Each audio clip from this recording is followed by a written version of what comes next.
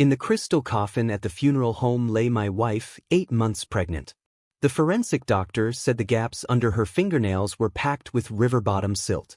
On the day of the funeral, I smiled, stayed calm, and signed the cremation papers right there in the mourning hall. 3 years later, at a club reunion, the corpse that should have rotted long ago was straddling my buddy Fernando's lap. Her tongue curled around cream as she smeared it along the man's Adam's apple. The black stockings under her miniskirt were torn, the hole perfectly exposing the rose I had personally tattooed on the inside of her thigh. Isn't this my psycho ex-husband who went crazy after his wife died? She pressed the tip of her high heel against my knee. I heard you hugged my portrait and lived in a psychiatric hospital for 3 years. Damn, that's pathetic. Since you're so pitiful, I'll give you a chance. Come be a dog for Fernando and me. Kneel every day to put on my shoes, lick the floor I walk on. If you behave. She lifted her foot slightly, the high heel dangling in midair. Maybe I'll reward you by letting you catch it with your mouth. I let out a mocking laugh. Who the hell are you supposed to be? Juliet didn't know that during the years she had been dead, I had married the daughter of the richest man, and my son was already 2. When the Rolls-Royce stopped at the club entrance and my wife stepped out holding our child, she dropped to her knees screaming, "How dare you marry someone else? You swore you would only love me." I wrapped an arm around my wife and chuckled. You actually believe what a madman says? Chapter 1. I had just acquired this club last month. When I came for an inspection today, I happened to see Juliet. She was wearing a leopard print miniskirt, showing off a sultry pole dance on stage. Her moves were skilled and wild, the skirt fluttering up and revealing spring scenery beneath. Juliet's moves are insane. Fernando's gonna be over the moon tonight. Fernando, with the way she twists that body, I bet she practices on you like you're her personal pole every damn day. Lewd laughter and whistles exploded from the crowd below. Fernando curled his lips smugly. Claude, that loser, hugging a memorial portrait and crying every day. Who would have thought his wife is with me every single day now? Juliet swayed down from the stage like a temptress. How could he ever compare to you? Then she batted her eyes, voice silky smooth. When you don't want me anymore, I'll just go back and find that pathetic simp. Someone jeered, damn, sis, this fake death game's been going on for 3 years and you're still not sick of it? But sis really does have charm. I heard Claude lost his damn mind after you died. Went crazy, got some mental illness. Now he goes wild whenever he sees a woman. Their booth was filled with rowdy laughter. I turned to leave, but the manager hurried after me, lowering his voice. Boss, the guest in VIP 3 already owes $160,000. Judging by today, he plans to skip out again. He pointed straight at Fernando's table. At that moment, someone spotted me. Well, if it isn't Claude. Instead of going crazy at home, you came out here to embarrass yourself. The moment Fernando saw me, his face darkened. So you're Claude. Juliet sat on his lap, straddling him, licking cream off her fingertips as she sneered at me. Heard you went nuts after I died. Too bad, I don't remember any of it. Since you're so pitiful, I'll give you a chance. Come serve as Fernando's and my dog. Kneel every day to put my shoes on, lick the floor I walk on. If you perform well. She lifted her foot, letting the high heels sway. Maybe I'll reward you by letting you catch it with your mouth. Juliet was still the same, arrogant eyes, chin raised, like nothing in this world was worth bowing to. 3 years ago, I adored that look. Seeing it again now only made my stomach turn. A group of people snickered. Claude, you should be grateful. Juliet lost her memory and still gives you a chance to be her dog. Yeah, look at you, 3 years living worse than a person, turning into a mental case. Sis isn't even disgusted by you. If you agree, at least you'll have something to eat. Better than being a beggar like you are now. Fernando wrapped an arm around Juliet's waist, kneading her ass greedily. He grinned at me. Claude, we were best brothers. Helping you take care of your wife was the least I could do. But now. He deliberately kissed Juliet's neck. Your wife loves my style. So why don't you start by pouring us tea and serving us? Serving us is already doing him a favor. If I wanted, he'd jump off a building without a word. Looking at the two of them, I couldn't help but laugh. One used to be my best friend. The other used to be my beloved wife. One had helped me generously when my career crashed. The other had dashed into a burning building to save me, her arm burned, still bearing the bite mark I left when she forced me to stay conscious. Yet seeing them now, fingers interlaced, burned worse than those flames ever did.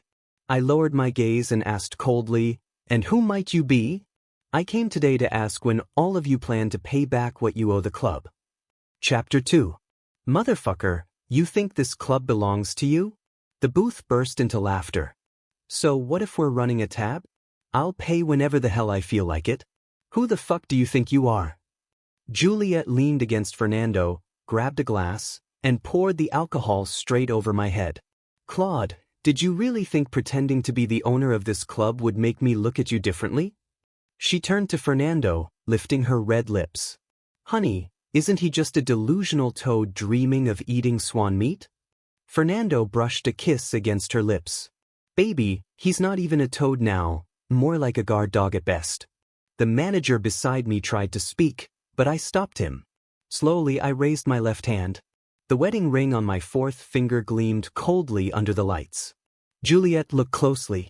I'm married. Married? She burst into shrill laughter.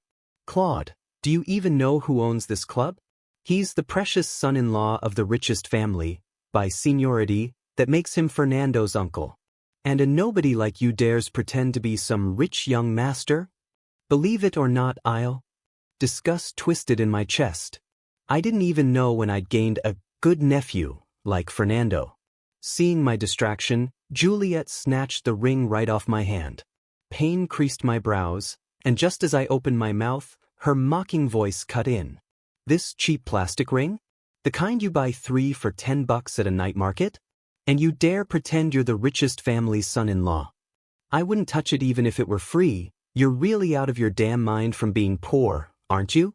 The crowd erupted in louder laughter. She casually tossed my ring into the wine bucket in front of her, fearless as hell. My fists tightened.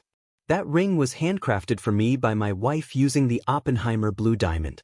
Small as it looked, it was worth tens of millions. Facing their ridicule, I snapped. I'm not pretending. The ring is real. Before the words even settled, Fernando hurled a wine bottle. Juliet watched the blood pour down my face, a flicker of distress flashing in her eyes. Before she jumped into the river, we had been inseparable. That summer, we visited a small seaside town. She insisted we wake up at 4 a.m. to watch the sunrise at the lighthouse. They say wishes made here really come true. She leaned on my shoulder, sea breeze messing up her hair. What wish did you make? I asked. She shook her head mysteriously. If I tell you, it won't come true. Until I sorted through her belongings after her death, I hadn't known. Behind our wedding photo, she'd hidden a lighthouse postcard. On the back, it said, I want to love Claude until our hair turns white. My vision blurred with tears. Suddenly, someone kicked me hard from behind, yanking me out of my memories and back into reality with sharp pain. Juliet slapped me several times, looking down at me. Stop acting crazy. There's $100,000 in this card. Take the money and crawl back to your rented apartment. I lifted my gaze. You still owe $60,000. Fernando scoffed. You've been acting insane for too long. You forgot how normal people behave.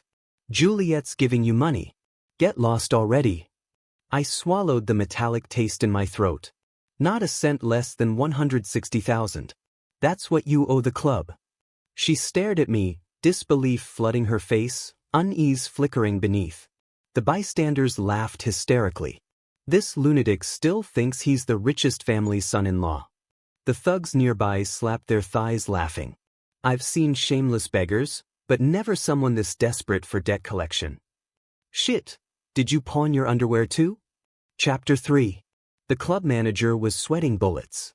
He rushed over to help me up, but I signaled him to stay quiet. I extended my hand, staring straight at Juliet. The money. And the ring. She glared, flustered. Isn't the money in the card enough for you to buy a real ring? I didn't understand her emotions at all. Wiping the blood off my face, I said stubbornly, "You owe the club money, not a cent less. And my ring, you're returning it." Juliet raised a brow, smirking as she pushed a bucket of high-proof liquor toward me. "Your ring's in there." I reached for it, but she slapped my hand away. "You want it? Drink the whole bucket." Fernando chimed in amused. "Claude, drink it and I'll even add 60,000. Not a bad deal, right?"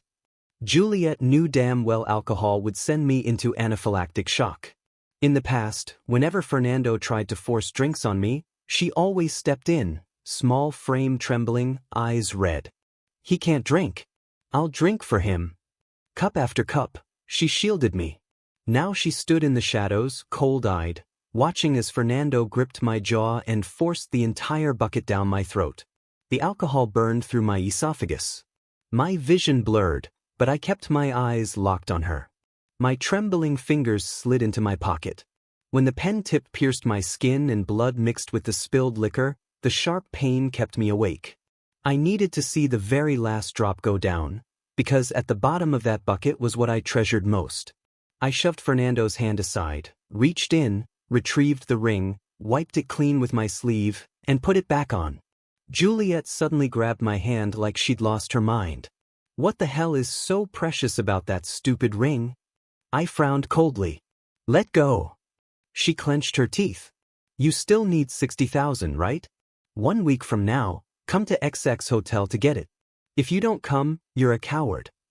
I stared at them calmly. "I'll be there. Make sure the money's ready." The manager escorted me out. Outside, my body finally gave out, and I leaned hard against the wall. Fernando's buddies grew nervous. "Claude's stubborn as hell. What if he really is the richest family's son-in-law?" I saw the manager sticking to him the whole time. "And Juliet, didn't you swear he'd guard your grave forever and never remarry? What if you pushed it too far?" Juliet snorted coldly. "He's acting. Look at that broke-ass outfit. You think a billionaire's son-in-law would wear a 50-yuan t-shirt?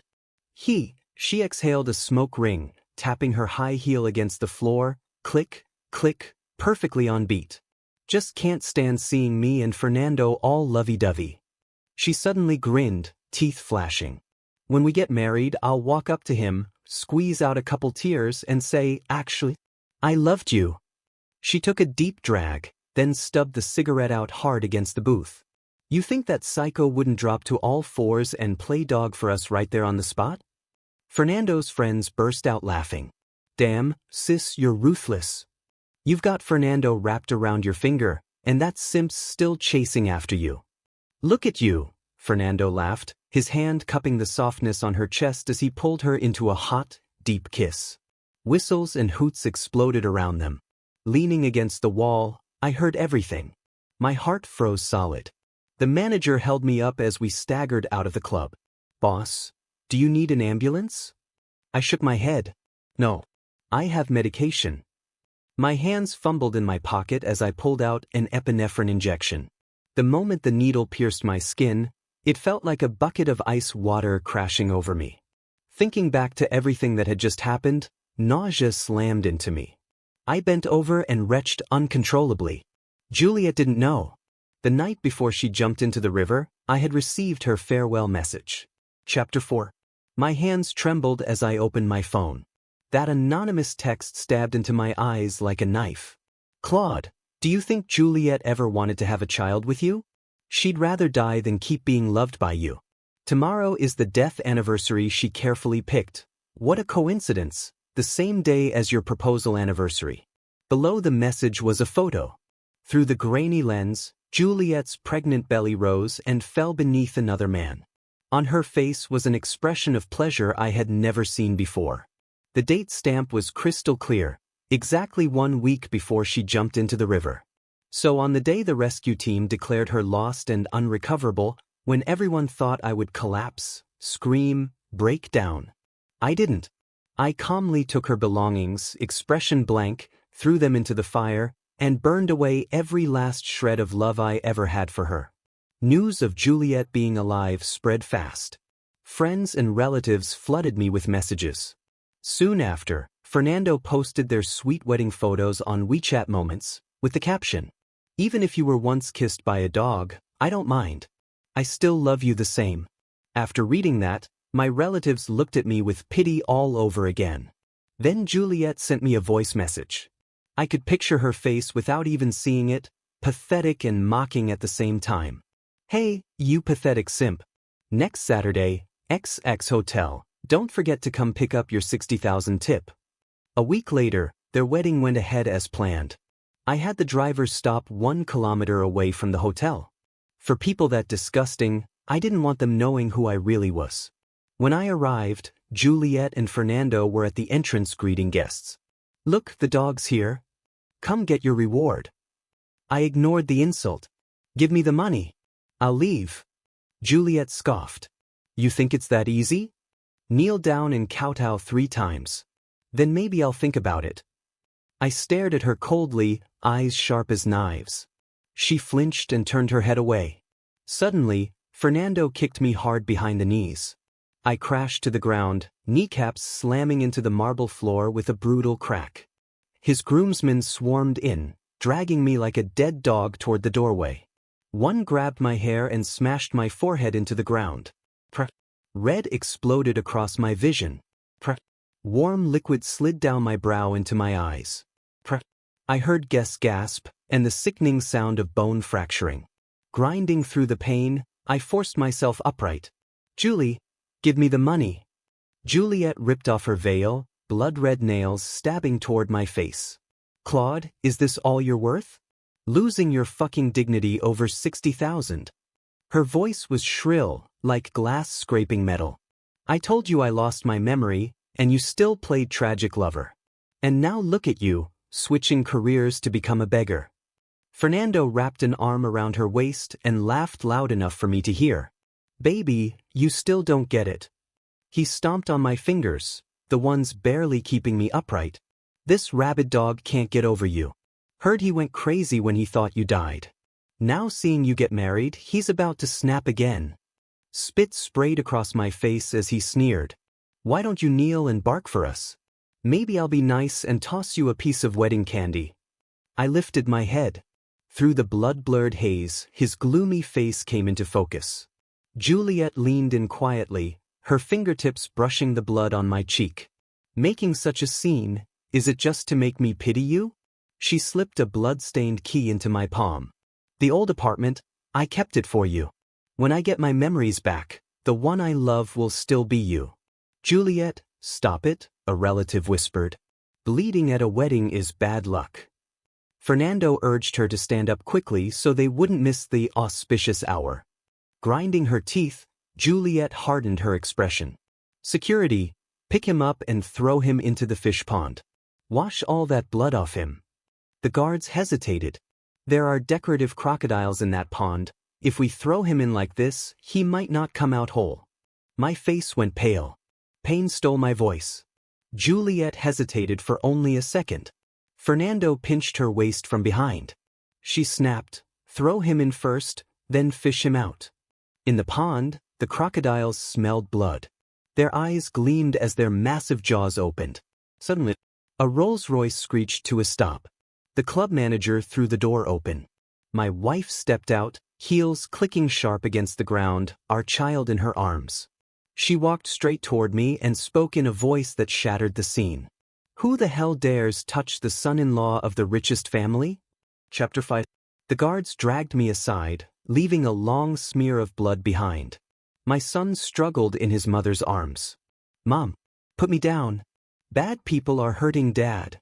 My wife's eyes were red as she set him down. Bodyguards followed closely behind the young master. Whispers spread instantly. "Who is that woman? Don't tell me Claude really got married?" She just said, "son-in-law of the richest family." Don't tell me she meant Claude? Juliet's fingers clenched her wedding gown, unease flickering across her face. Fernando raised a brow and made a call. Then he smirked. "Everyone, I've already contacted my uncle. The real son-in-law of the richest family is on his way." He sneered at me. "Claude, you fraud. You think dragging in some random woman and kid, borrowing a luxury car, makes you legit?" When my uncle arrives, you're dead. We'll skin you alive. I lowered my head and laughed coldly. My wife wrapped her arms around me, painfully gentle as she wiped the blood from my face. Then she looked straight at Juliet and Fernando. You shameless cheating trash. I want to see exactly who you called. Manager Wang, get the family doctor. My husband needs a full exam. The manager immediately ordered the bodyguards to form a protective circle before rushing off. Juliet checked her watch, then snapped at the guards. Pull that woman and kid away. Hurry up, throw him into the pond. If he's not clean, don't pull him out. She raised her voice, forcing confidence. If you delay my auspicious hour, can you handle the consequences? Didn't my husband just say his uncle is the richest family's son-in-law? Terrified, the guards lifted me toward the crocodile pond. My wife made a single gesture. The bodyguards instantly subdued them. I dare any of you to try, she said coldly. Fernando scoffed and signaled his groomsmen. They rushed in from behind. By the time the bodyguards noticed, I was inches from the crocodile's jaws. Still, I felt no fear. I looked at the groomsmen calmly. How much longer are you planning to be used? Did it ever cross your minds, what if I really am the richest family's son-in-law? If you throw me in, what happens to you after? The lead groomsman's hands shook. He almost dropped me. In that instant, the bodyguard struck, yanking me back to safety. 7 or 8 groomsmen were down in seconds. Juliet panicked, tugging Fernando's sleeve. Fernando, he can't really be, right? Fernando sneered. Him? Look at him. My son Ian, eyes swollen from crying, seized the moment, ran straight at Fernando and bit down hard on his leg. Fernando screamed and kicked, sending the child flying like a rag doll. My heart shattered. Ignoring the agony ripping through my body, I lunged forward and smashed my fists into Fernando's face. 10 brutal punches, each landing with a dull thud. Behind me, my wife screamed Ian's name as she caught our bleeding son. Just then, the hotel doors burst open. Heavy footsteps echoed. Black-clad bodyguards lined both sides as a middle-aged man entered, sharp suit, silent authority. The entire hall froze. Fernando stiffened. Uncle. The man didn't spare him a glance. He walked straight to me and bowed deeply. Young master, forgive me. I was delayed. Juliet stumbled back, her heels snapping with a loud crack. I wiped the blood from my face and looked at Ian, unconscious in my wife's arms. Uncle Morales, I said softly, take care of my wife and the young master. My wife suddenly grabbed my arm. Following her furious gaze, Fernando was crawling toward the side door, dragging a long trail of blood. Trying to run. I laughed and stepped on his fingers with my blood-stained shoe. Tell me, who were you waiting for again? Chapter 6. Fernando's fingers cracked under my shoe. He screamed, face soaked in blood and sweat. Claude, who the hell are you? Juliet collapsed beside him, panic twisting her face. I pointed at my split forehead and mangled fingers. You think you're worthy of knowing who I am? Fernando spat blood. You're just trash. Like a mad dog, he lunged at Uncle Morales's pant leg, sobbing. Uncle, help me. This lowlife tried to kill me. He ripped open his shirt, showing bruises. He ruined my wedding. Uncle Morales crouched slowly, his polished shoe pressing against Fernando's face. You want me to stand up for you? He yanked Fernando's hair up and pointed at me. Do you even realize that the man you wanted thrown into a crocodile pond is the real son-in-law of the richest family? Fernando's eyes went wide, disbelief twisting his face. Impossible, uncle. This is straight up impossible. You're telling me you're the son-in-law of the richest family? A cold smile crept onto Uncle Morales's lips, sharp and dull at the same time, like a blunt knife scraping against bone, sending chills straight through everyone in the room. He let go of Fernando's hair, then calmly pulled a handkerchief from his suit pocket and wiped his hands, slow and deliberate, like he'd just touched something disgusting. Son-in-law of the richest family? He looked down at Fernando, who had collapsed on the floor, eyes full of pity, like he was staring at some pathetic bug. I'm just the steward, he said flatly, and sometimes the cleanup guy for young Master Claude. Those words blew up the hotel lobby. Gasps rippled through the crowd. One after another. Juliet's face went completely white. Her perfectly styled hair fell apart, and her whole body seemed to crumple, like her bones had suddenly vanished. I stood up, Ian unconscious in my arms. Blood from my wounds dripped onto the carpet, blooming into dark red flowers. Uncle Morales, I said quietly, clean this up. Out of nowhere, Fernando burst into crazed laughter. Claude, you think this means you win? He yanked a dagger from inside his jacket. Even if I die, I'm dragging you down with me. But the gunshot tore through the hall. Fernando froze, dagger still hanging midair. A bullet hole bloomed in his arm. His eyes rolled back, and he dropped hard to the floor, landing right at Juliet's feet. Juliet let out a piercing, inhuman scream. She scrambled backward on all fours, dragging her wedding dress through a disgusting wet trail. She'd completely lost control of her bladder. I covered Ian's ears and nodded at Uncle Morales. Thanks. As I turned, I caught a glimpse of Juliet being dragged away by bodyguards. Her fingernails clawed 10 bloody streaks across the floor as she shrieked. Claude, you swore you'd only love me in this life. How could you marry someone else? I wrapped an arm around my wife and let out a soft laugh. You actually believe the crap a lunatic says? Little Ian stirred in my arms, his tiny hand instinctively grabbing my collar. My wife leaned closer, eyes red. I lowered my head and kissed her trembling eyelids. Baby, why did you bring Ian here? There was a hint of anger in her voice. Manager Wang, I said. I was taking Ian to visit our father today.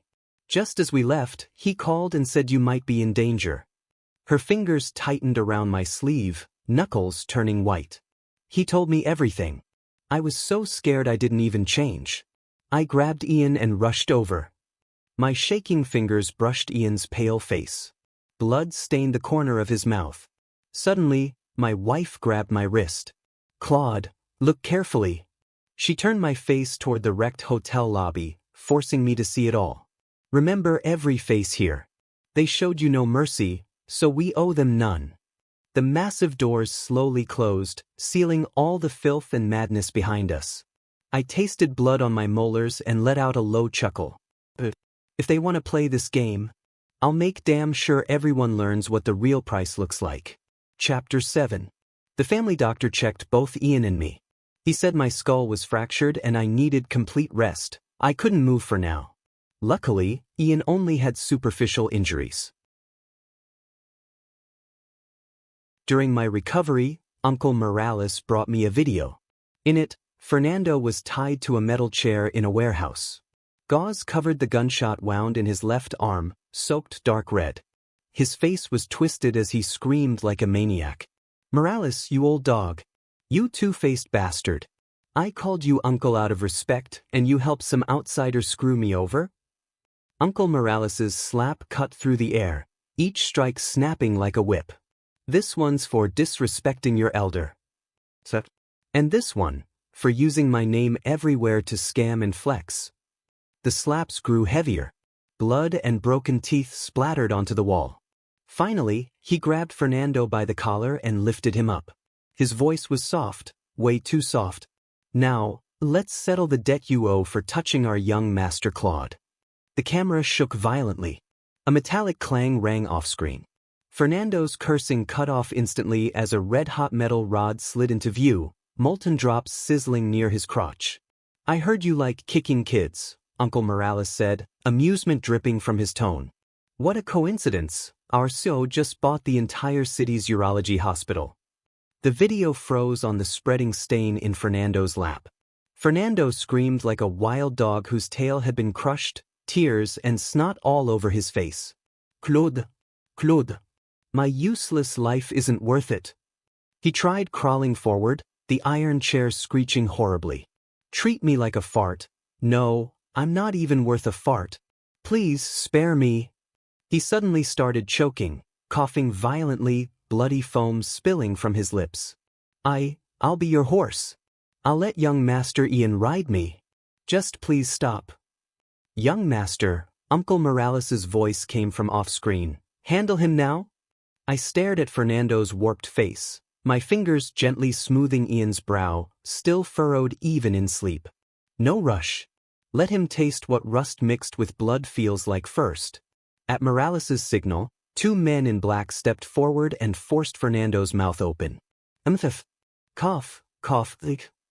A chunk of rusty iron was shoved down his throat. Fernando's face turned a dark purplish red, veins bulging, eyes nearly popping out. He thrashed wildly, the chair screeching ear-splittingly. You dared pour alcohol down our young master's throat, Uncle Morales said lazily, wiping his fingers. Now you get to taste rust. How is it? If you knew this was coming, why'd you push your luck? The video angle suddenly shifted. In the corner, Juliet was tied to a chair, makeup smeared, watching in pure terror. Her lips trembled, but no sound came out. She could only shake her head like crazy. Almost forgot her, I chuckled, tapping the screen. Let her have a taste too. From off-screen came the sharp clack of high heels on concrete, then the sound of fabric ripping. Juliet finally snapped. Claude, you lunatic. I'm calling the police. I laughed low, tapping the armrest. How cute. Back at the club, weren't you all calling me the lunatic? If you just paid back what you owed, this would have ended right there. I slowly stood, my voice turning ice cold. But you kept crossing the line. Again and again. I grabbed the glass on the table and smashed it on the floor, shards exploding everywhere. And you even dared to touch my son. Juliet collapsed with the chair, knees slamming into the floor, sobbing until her makeup completely melted away. Claude, I was wrong. I was really wrong. Her shaking fingers clawed at the edge of the screen. I've always loved you. It was Fernando, that animal. He forced me to fake my death, to lie to you. You have to believe me. She shrieked, nails scraping until blood smeared under her hands. I regret it every single day. He held a knife to my neck. She pointed wildly. Check his phone. All the threats are there. Chapter 8. Uncle Morales immediately had Fernando's phone brought to me. I unlocked it. The truth slapped me in the face.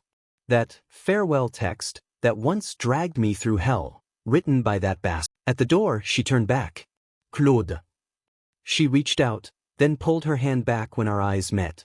I wish you happiness, a peaceful life. Rain mixed with blood at her feet. As she got into the car, I glanced up. My wife stood there, holding a bowl of medicine, eyes gentle. Chapter 9. I lifted my head toward her. She leaned against the doorframe, a faint teasing smile on her lips. You heard everything? She walked over, bowl in hand, her warm palm resting on the tense back of my neck. Remember when we first met? You were drunk every day, buttons mismatched. Her fingers brushed my brow. And now that light's back, the one you had as the basketball captain. She suddenly pinched my ear. Tell me the truth. Her gaze drifted to the fading car lights. Here, she tapped my chest. Is it really clean now? I pressed her hand firmly to my heart. Spotless. For a long time. What trapped me wasn't love. It was my refusal to accept being deceived. Steam blurred her face, but I saw the tear on her lashes. Until you came into my life. Until Ian. True love isn't status. It's you feeding me medicine at 3 a.m. and crying harder than me when Ian said, Daddy. I placed her hand over my ribs. Every bone here has your name carved into it. Her finger brushed my heartbeat, and she trembled when it matched Ian's breathing from the next room. I looked at her. Wife, I love you. She smiled and leaned into me. On the other end, Uncle Morales called. How do we handle him? Fernando roared hoarsely. Claude, you bastard. Even knowing everything, I'm not scared. So what if you're rich? Kill me and you're done. I smiled faintly. Why would I kill you? Fernando spat blood. What I hate is that damn calm look of yours. I set Juliet up on your wedding anniversary, right on your bed. You working overtime like a pathetic dog. Police sirens wailed. Uncle Morales tossed documents at him. When the cops came, Fernando went pale. I watched him dragged away like trash. I pressed the call button. Some payback comes late, I said softly. But it never forgets. Later, Morales messaged, all done.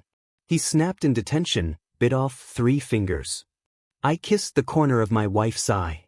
On the bedside table, Ian's crayon drawing fluttered. 3 figures holding hands. A golden sun. The past was over, and the future was bright as hell.